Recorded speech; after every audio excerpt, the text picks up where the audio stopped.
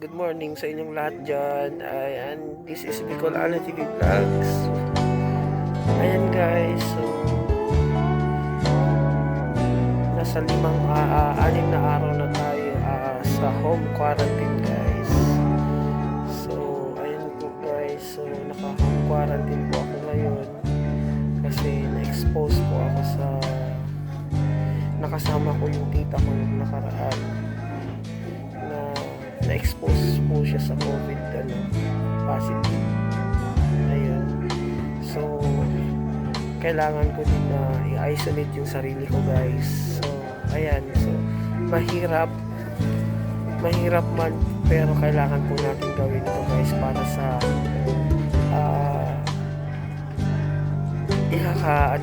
safe ng lahat at ng kasama ko sa bahay, pamilya ko.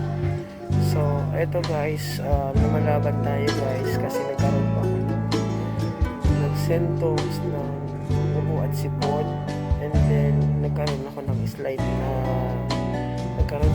slight na lagnat 2 days after nung makasama ko yung tita ko.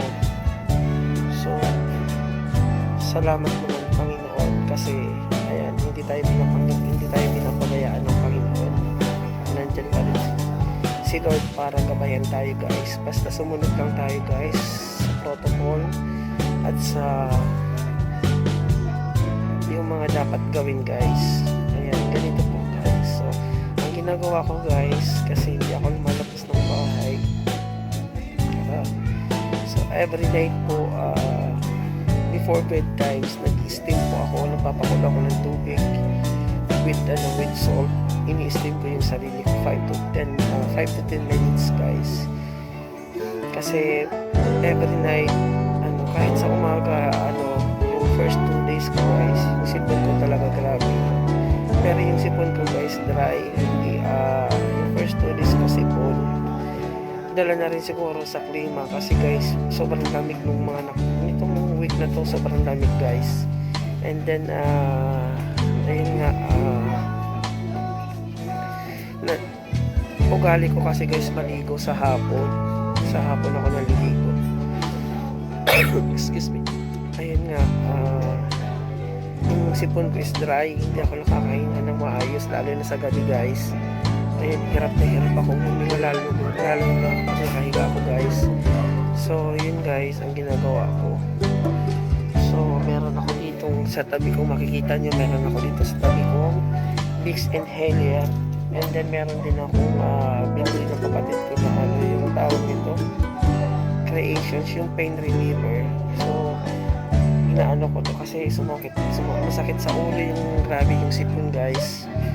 And then after 2 days guys, yun another symptoms, inubo ako guys. And then yung madaling araw nagkaroon ako ng lagnat. Ayan, umiinom naman ako ng paracetamol every 6 hours pa yun. Ayan, ganun ang ginagawa ko guys.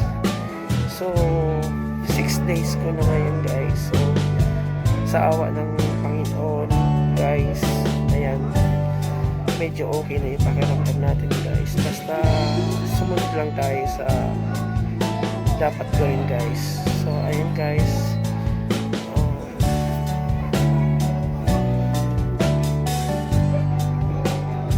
mahirap pero kailangan gawin guys.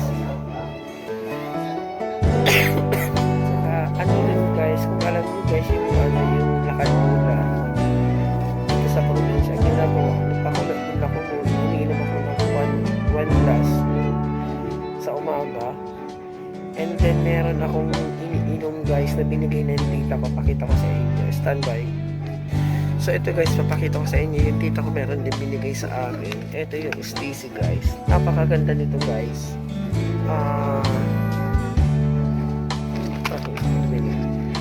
Iniinom ko to every morning.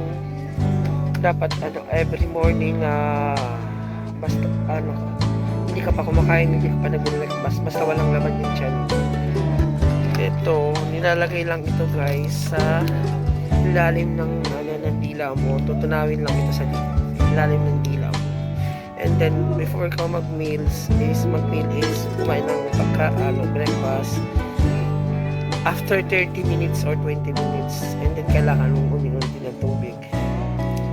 Ayan.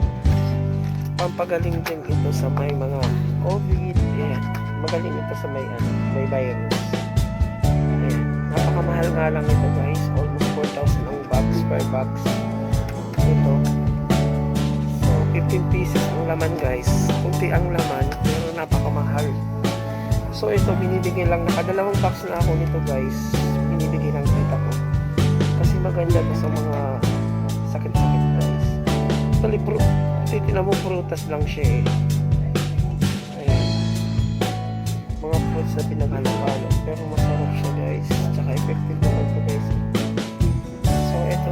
Ayan guys. And then, hindi nawawala yung vitamins ko. Vitamin C potency, Parex. Ayan yung kaininan kong vitamins. So, ayan guys. So, dito lang ako ngayon guys sa kwarto.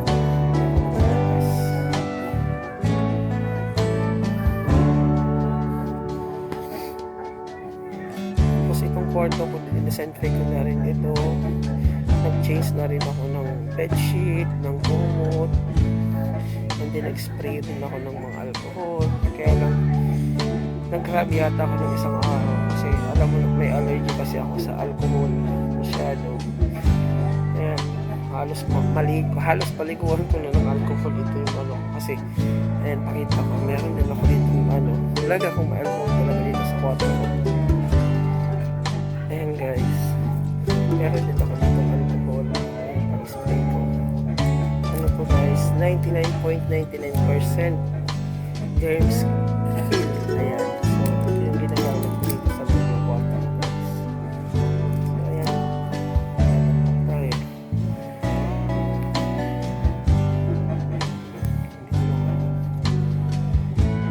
Mahirap. Alam mo mga kapatid, ang hirap kasi kapag naalala ko yung time na dumaan ako ng depression guys, yung feeling na naka-quarantine ka sa isang kwarto, wala kang makausap, wala kang magawa.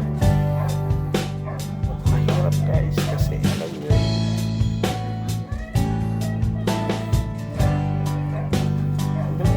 nagpa-flashback sa sarili ko yung hindi ka makatulog.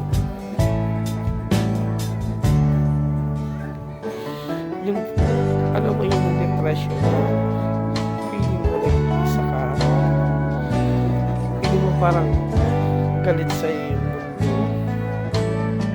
mundo. Hirap kasi lalo na nung sorry guys,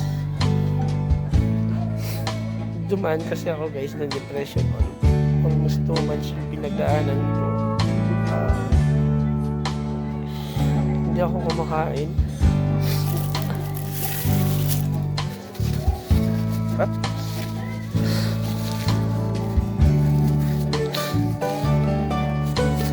Malay ko.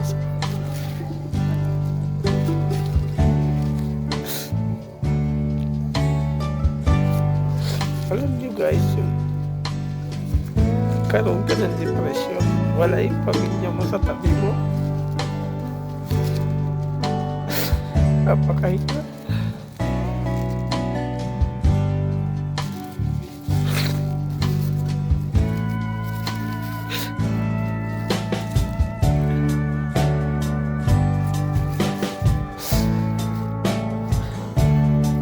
Sabi ko po, dahil kung kukunin mo ako, gusto ko piliin ko muna yung pamilya ko.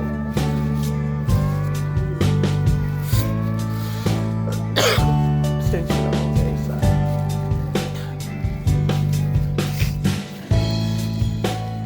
Hindi na ako kumakain yun guys. Kinakain ko yun guys, pinipilit ko yung sarili ko kumain, pero ayaw tanggapin ng katawan ko. Niluluwa ko yun guys. As in buong araw, magdamag wala akong tulog.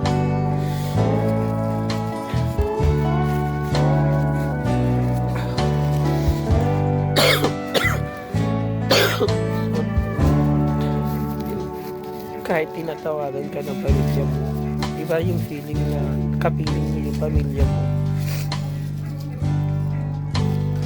kesa nakakausap mo nga sila pero wala naman sila sa tabi mo. Mga ate ko noon nasa abroad din hanggang ngayon, yun nagpalakas ng loob sa akin. Sabi niya, akala ka mo malakas loob mo, sabi niya kaya mo yan, labanan mo, sabi niya ganun. So kaya lang guys, alam mo yung yung pumasok na sa isip ko na sabi ko umakyat na lang ako sa building na kinaroroonan ko sa rooftop, tumalo na lang ako para yung bang mag-suicide ako para manalo ko yung problema ko guys.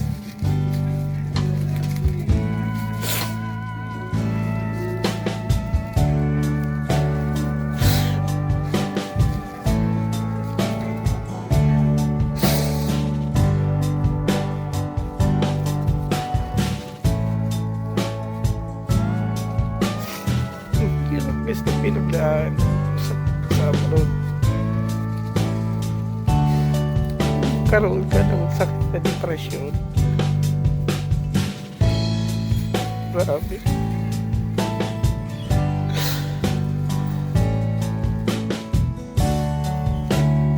Tapos kung isa ka pa wala kang kausap,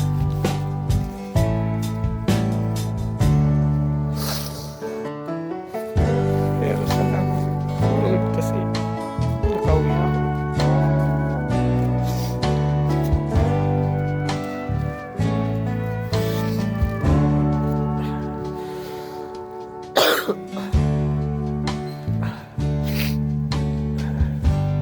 Ayan, silipon lalo ako sa iyak. Sorry guys, napapaiyak lang ako guys kasi pag naalala ko yung kasi ang hirap yung feeling ko ngayon naka-home quarantine ako, pumapasok sa isip ko yung yung nakaraan ko na yung time na dumaan ako ng depression, yung pumapasok sa isip ko yung isa ko. Sabi yung wala akong ginawa araw-araw kundi manalangin na makauwi ako noon. Wala akong araw-araw na malagpasan ko yung problema ko na pinagdaanan ko that time. Yun yung time nag-iisa ako. Grabe, ganun pala yun. Sabi ko, akala ko matatag ako.